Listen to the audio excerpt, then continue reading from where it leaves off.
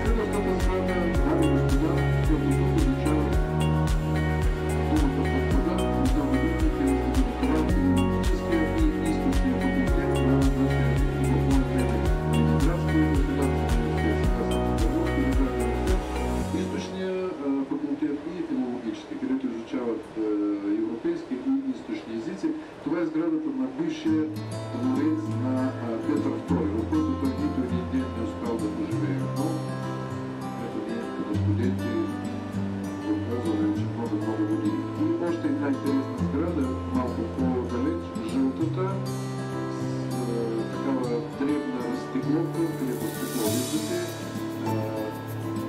Това е дворец на Александър Данилович Менчиков. Ясна ръка на Петър I, неговия приятел, първият губернатор на Санкт-Петербург и така нататък. Първа каменна сграда в Санкт-Петербург. Можете да не повярвате. И даже Петър I своите гости отначало подреждал в тази сграда. Няма да направи такова направо с лодки идвали към дворец. Това е университетска крайбрежна, по която ние сега минаваме. Така се нарича, защото няколко факултета на нашия главен университет, които се намират на крайбрежната. И където зеленината се намира Румянцевска градинка. Там има паметник на един коктейл в Варшава. Днес видяхме в Правитаж вчера всъщност на град Румянцев, фелдмаршал Румянцев. И там има няколко бюста на руските художници, на Репин, на Ласнецов, защото следващата сграда, тази великолепна сграда, която тясно виждате, това е художествена академия. Аз ви разказвах, че Екатерина II отваря няколко интересни учебни заведения и даже тук присъства при откритие на тази художествена академия и нашите художници, архитекти, скулптори вече имат възможност да получават висше образование художествено в своя родина, която е била отворена в края на 18 век. Ето тази сграда, този институт. И това са скинца и физически, обърнете внимание, те са много до 3000 години. Въпросното били са докарани тук, купени в Египет, докарани тук и през 1832 година да бъдат сложени тук крайбрежни.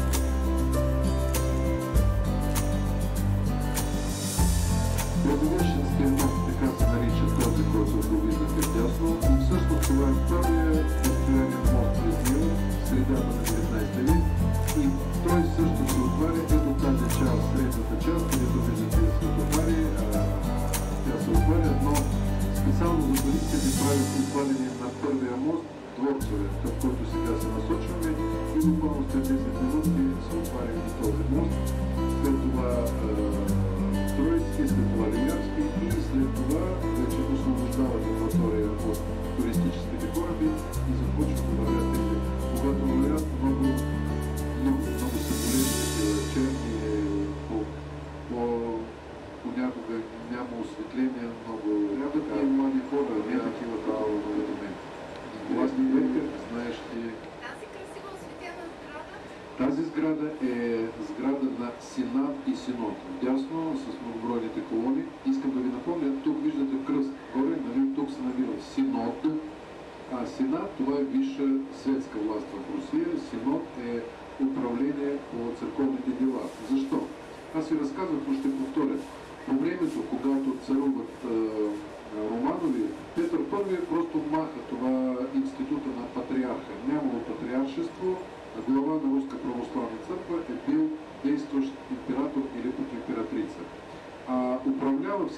църковните дела, обер-прокурор. Може би помните фамилното име на Константин Победоносцев, един от последните. Да. И всъщност това е сенатския площад. Тъкмо тук става това въстание на декабристи, който жестоко се потушава, даже те започват да тичат, войниците 25 декември, нева е покрита с лед, и те тичат, лед се проваля, пишат съвременници, че водата в нева е била червена от кръв, не знам доколко е вярно. И виждате паметника, който даже наближава, нали го видяхме отблизо, паметник на Петър I, медният конник.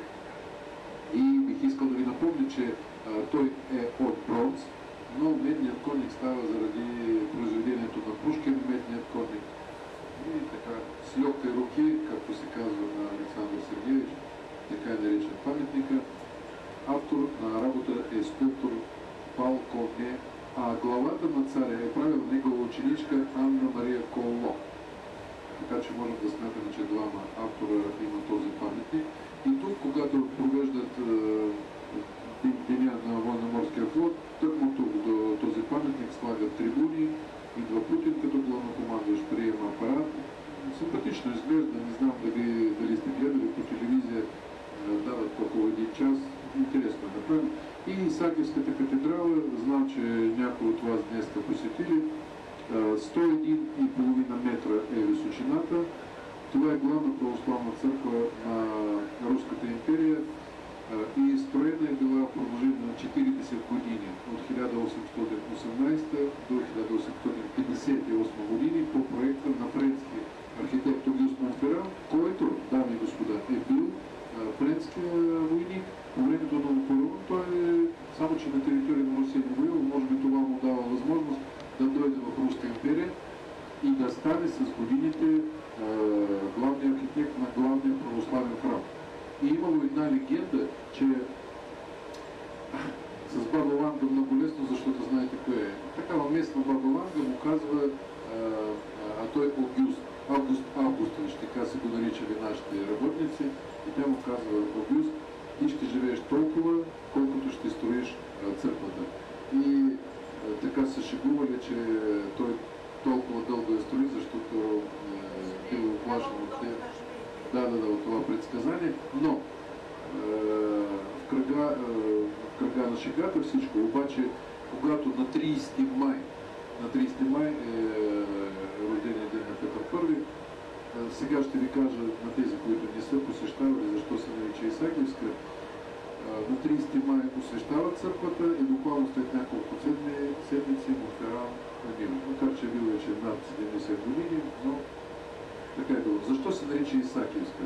В чест на един монах, византийски монах, Исааки Далмацки, който защищава християните, първите християни от римски император Валент, който всъщност е бил езичник. И Руска православна църква отбелязва деня на този светец, на този монах на 30 май. И на 30 май е бил роден Петър I. И той от детските си години, специално този светец, го почитал определено. И това вече четвъртата църква с това название. Първата е била в една малка къщичка, където между другото се венчават Петър I и Екатерина I. Втората е била приблизително на това место, където сега видяхте медният конник. Обаче не се видя. Градът е защитен от наводненията.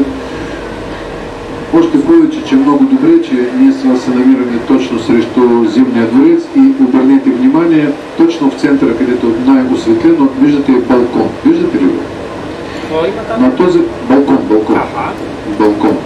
Значи, представете си картинка. 7 ноември 1824 година. На въпросния балкон стои император и той така обхваща главата си от ужас, който той вижда пред себе си. Нева се е качила на 4 метра, вълните бият вече в долния етаж на Зимния дворец. Хората, които Нева ги изнася в Финския залив, крещят: помогите, спасите, там хвърлят се, някои помощници помагат. Ноември месец водата е почти ледяная, както при нас казват. Много е студено, нали?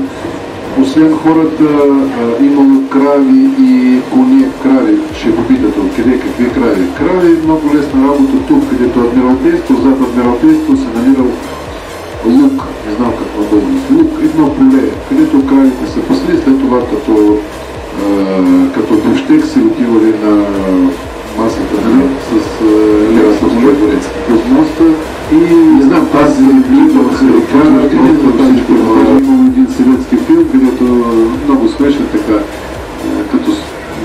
като снимане, но уж преминал, но другите казват, че това е измислица, не знам къде е истината, но предполагам, че този летец има възможност така да... Да, виждате, започва да се дига дясно. Ето, тази тежка конструкция, многотонна, започва да се дига.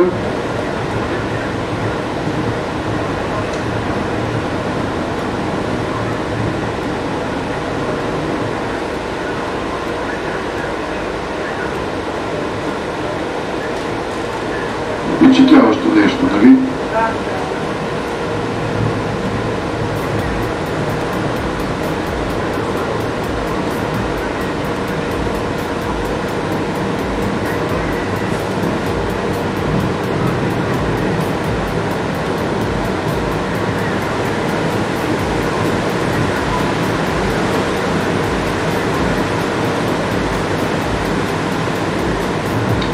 Ето буквално около, може би 2 минути, може би малко повече, и той не 90 градуса, но 70 градуса се дига и този ъгъл е достатъчен под него да минат кораби. Защо през нощта? Защото по естествен начин, когато трафика се намалява, няма такова голямо движение, както през деня в града и използват нощи. Значи искам да ви напомня, когато започва навигация, това обикновено април месец и чак до ноември месец, всяка нощ се отварят мостовете. Има може би изключения там технологически, но за това се предупреждават корабите, а иначе всяка нощ се отварят и корабите минават.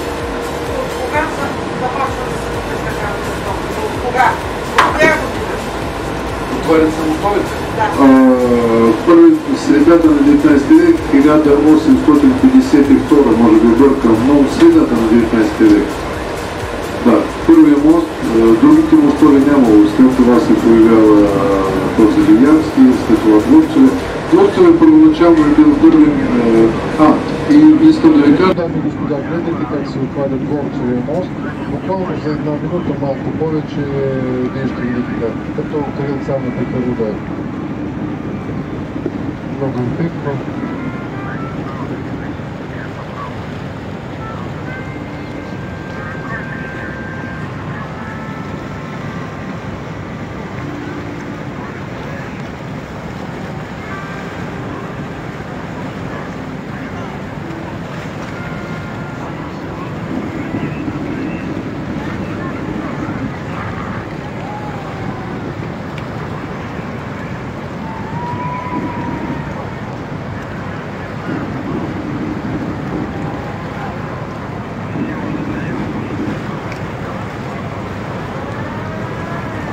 Обърнете внимание колко отварят и какви малко подобни колежки. Погледнете толкова хора има на крайбрежие.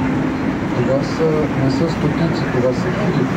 Направо без прекаляване, стотици, желаещи да видят. И тук, и от другата страна на Василийско, хората фиксират на полицията сега. Всеки си режисьор, оператор, нали, и правят за снимки. И клюмчика, как се говори в историята.